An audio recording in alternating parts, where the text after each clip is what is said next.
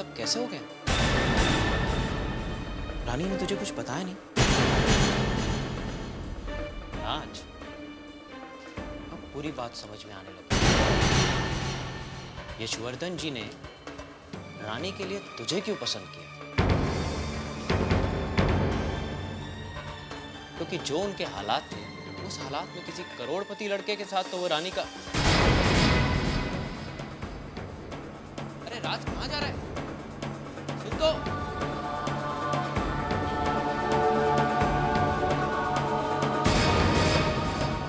मुझे अभी पापा के पास जाना होगा।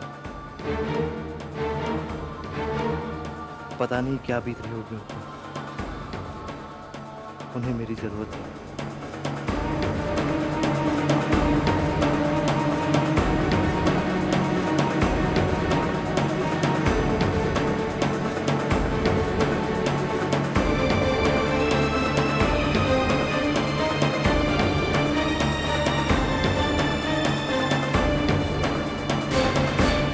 यशवर्धन जी, वो तो घर छोड़ के चले गए।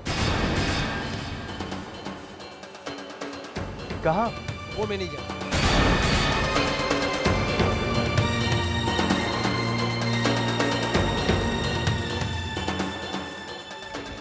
माँ, हमें नहीं मालूम था कि इन कंगालों के साथ रिश्ता जोड़ रहे हैं।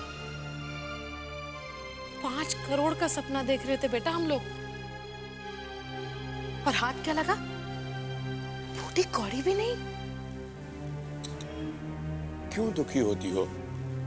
रानी जैसी संस्कारी बहू। बस बस, आग लगे ऐसे संस्कारों को। अरे कुछ माल लेकर आती तो बात भी बनती। अब क्या चाटू उसके संस्कार? अरे डिम्पी, बहुत दुख हो रहा है यार। बेचारी सुरेखा कितनी उम्मीदें लगा के बैठी थी राज के ससुराल से आने वाले पैसों पर, लेकिन उसका तो वैसा ही हाल हुआ ना जो हिंदी पिक्चर में वो गीत है ना, कौन सा? सपना मेरा टूट गया। ऐसे नहीं, ऐसे नहीं। सपना मेरा टूट गया। बस। अरे सुरेखा बेन, आओ आओ। बहुत अफसोस हुआ हाँ सुन के। एक बात पूछो सुरेखा बेन, आप लोगों ने शादी के पहले कुछ चेकिंग वेकिंग नहीं किया था? हाँ, ये तो कॉमन सेंस होना चाहिए। वो कहाँ, हम कहाँ। नहीं नहीं, मेरा मतलब है तुम कहाँ। डिम्पी, उल्टी बात मत करना। चेकिंग कहाँ की कोकिला बहन? बस वो कहते हैं ना कि जब किस्मत खराब हो तो आंखों के आगे पर्दे आ ही जाते हैं। ना कुछ सोचा समझा देखा भाला, बस अपने बेटे का रिश्ता पक्का कर दिया। आप लोग ऐसे शोक क्यों मना रहे हैं? रानी अब आपके परिवार का हिस्सा है सुरेखा आंटी। इतनी प्यारी बहू मिली है आपको। अरे प्यारी है तो क्या करूं? उसकी तस्वीर पूरी राजमहल सोसाइटी में बांटूं? अरे न काम की न काज की, दुश्मन अनाज की है वो।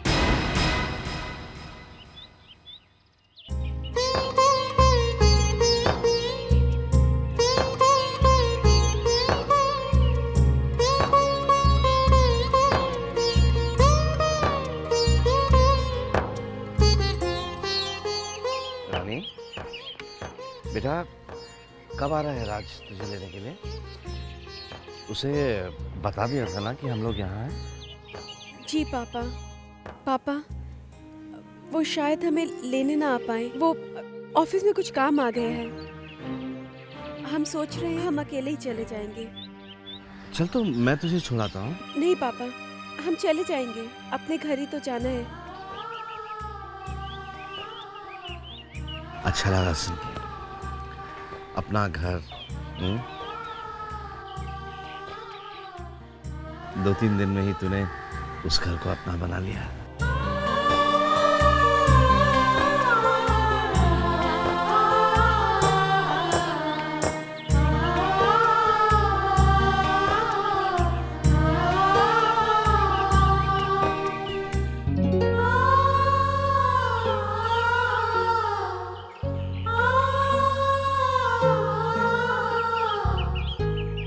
राज, हम हमारे लिए अपने दिल के दरवाजे बंद मत करना।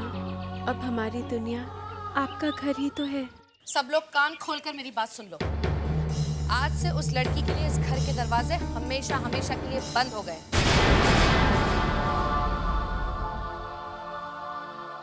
कैसी बातें कर रही हो? वो इस घर में आ गई तो?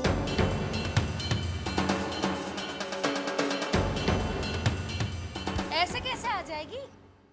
क्या अकेले टहलती भी आ जाएगी महारानी? यहाँ से कोई उसे लेने जाएगा तब वो आएगी ना।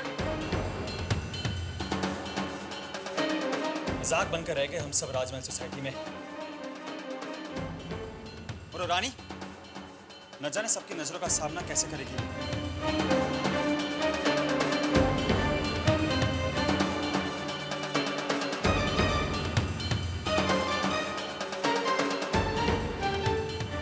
मैंने तो सोचा था कि साक्षात लक्ष्मी जी विराजी हैं हमारे घर में। कितने शगुनों के साथ मैं उस लड़की को ब्याह कर लाई थी इस घर में, लेकिन अब वो इस घर की दहलीज पर पांव रखकर दिखा देती। यशवर्धन मित्तल की वो महारानी बेटी।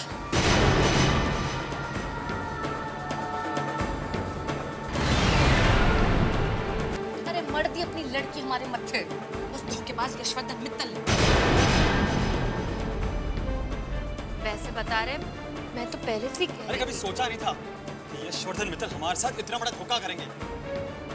कहाँ 5 करोड़ की उम्मीद लगाए बैठे थे। और अरे बेटा, मुझे तो 500 भी आते हुए दिखाई नहीं दे रहे। बस कीजिए। शर्म आनी चाहिए आपको। क्यों अपने लालच को धोखे का नाम दिए जा रहे हैं? यशवर्धन जी ने हमें कोई धोखा नहीं दिया है। 5 करोड़ के सपने उनके दिखाए हुए नहीं थे। आप लोग ही उनके बड़े नाम और स्टेटस से चकाचौंध थे। उम्मीदें लगाए बैठे थे। मैं भी तो यही कह रहा था। चुप रहिए आप। क्यों नहीं लगाते उम्मीदें? इतने बड़े घर के मालिक। माँ, मैंने आपसे पहले ही कहा था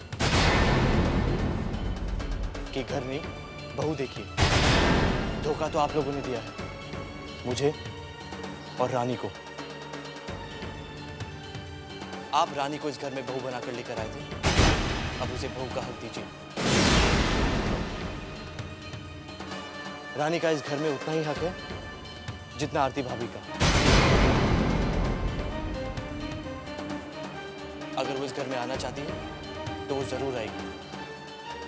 और एक और बात, यशवर्धन जी जैसे शरीफ इंसान हालात के शिकार हो सकते हैं, लेकिन धोखेबाज नहीं। वो रानी के पापा हैं। आइंदा उन्हें इज्जत देके बात कीजिए।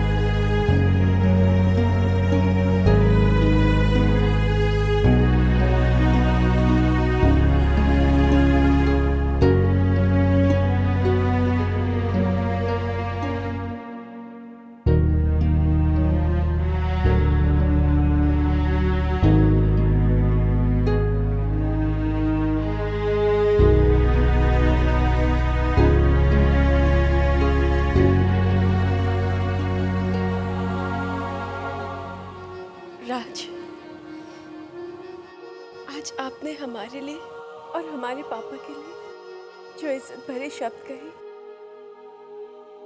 उसके लिए हम आपको थैंक्स भी नहीं कह पाए। हम जानते हैं आप हमसे बहुत नाराज हैं, लेकिन आज हम खुद से वादा करते हैं कि जैसे जीवन साथी की तमन्ना आपने की थी, हम वैसे ही बन के दिखाएंगे।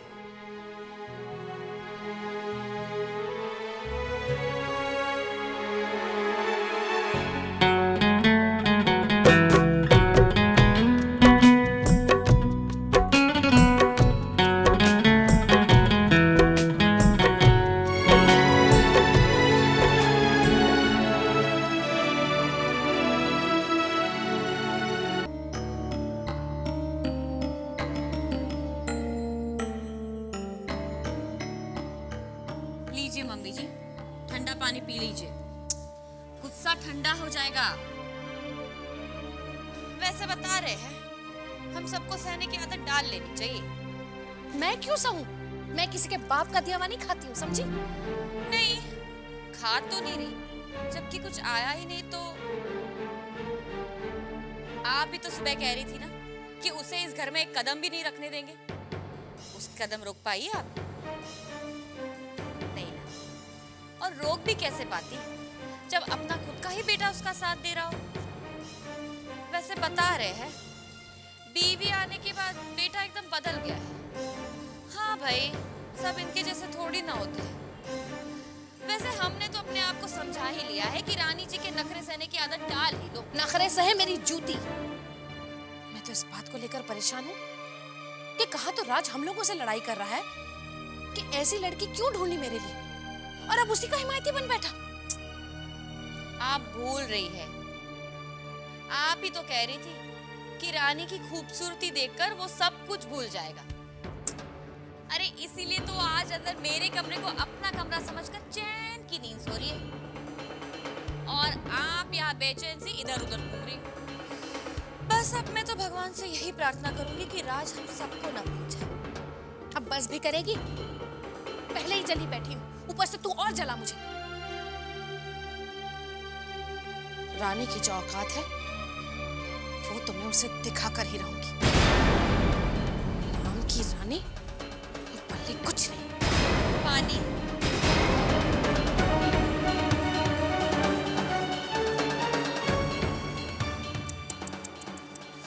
हे भगवान, तूने सपने तोड़कर अच्छा नहीं किया।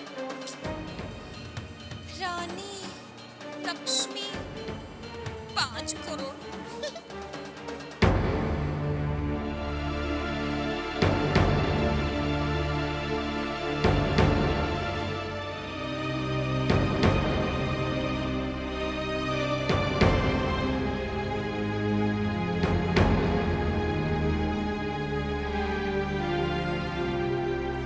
वैसे बता रहे हैं, मुझे ज्यादा अक्ल तो है नहीं, लेकिन मैं ये नहीं जानती थी कि दुनिया में इतने चालाक लोग भी होते हैं। बैठे बिठाए कितना नुकसान हो गया है ना। आरती प्लीज, मैं पहले से बहुत परेशान हूँ। तो क्या तुम्हारी परेशानी मेरी परेशानी नहीं है? इतना सारा कर्जा किसके लिए निकाला? इस घर के लिए ना। और इतना करने के बावजूद कोई ये इल्जाम लगाता है कि राज को उसके पसंदीदा जीवन साथी नहीं मिला। ठीक है, ये भी सह लेंगे, बड़े जो ठहरे। लेकिन राज, देखा उसने कैसे सबके सामने रानी का साथ दिया। बस करो तुम अभी। हाँ ठीक है, चुप बैठती हूँ, सहने की आदत भी डाल लेती हूँ। एक तो तुम पर इतना सारा कर्जा है, अब तो ये भी नहीं सोचूंगी कि कभी हमने सी फेसिंग फ्लैट में रहने के बारे में सोचा भी था। तो लगता है इस बरसाती में ही सारी जिंदगी गुजारनी पड़े। ये भी आदत डाल दूंगी। क्यों? हाँ? तुम अपनी सारी जिंदगी बरसाती में क्यों बिताओगी? जाने दो। वैसे बता रहे, हमें तो तकलीफें सहने की आदत है, लेकिन रानी को तो बेचारी। कोई बेचारी नहीं है वो। देखो, मुझे उसकी बेचारगी की परवाह नहीं है। हम इस कमरे में नहीं रहेंगे। मैं अभी जाकर माँ से कहता हूँ कि अरे क्या कर रहे हो तुम? मम्मी जी कितनी परेशान है, ऊपर से ये सब बोल दोगे तुम? तुम जाओ अपने ऑफिस एक चक्कर मार के आओ। ऐसा मुंह लेकर घर में बैठे रहोगे तो मेरे आंसू भी नहीं रुकेंगे। जाओ।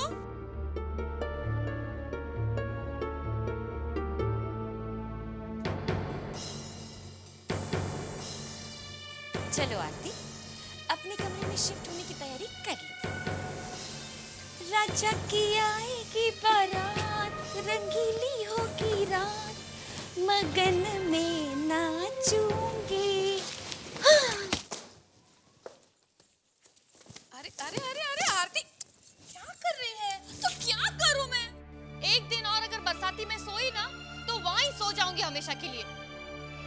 पता है, रात को मच्छरों ने मेरा सारा खून चूस लिया।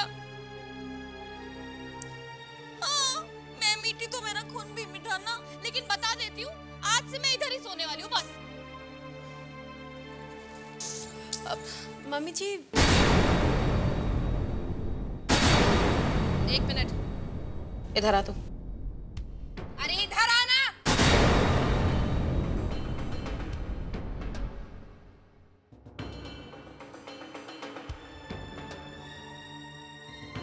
एक बात मेरी कान खोलकर सुन ले।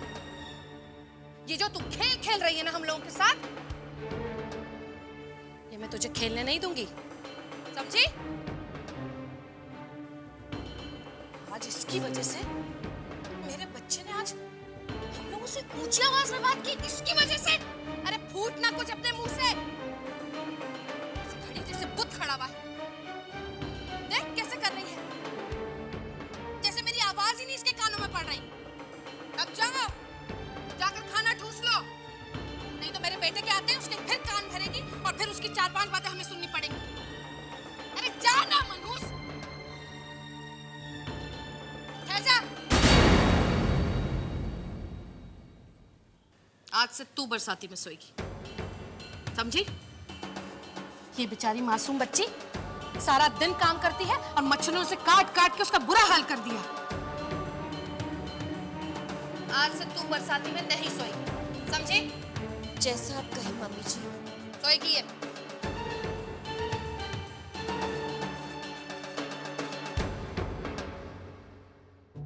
वैसे बता रहे हैं, बुरा मत मानना।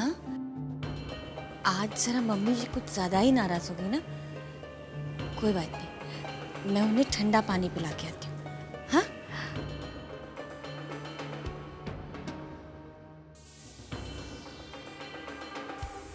ये तुम्हारे लिए, सोने के लिए। मच्छरों की दवाई लगा के सोना। हाँ, वहां बहुत मच्छर है। Good night.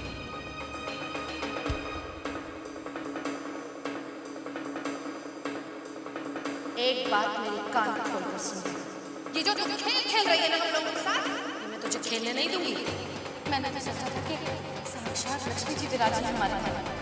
अब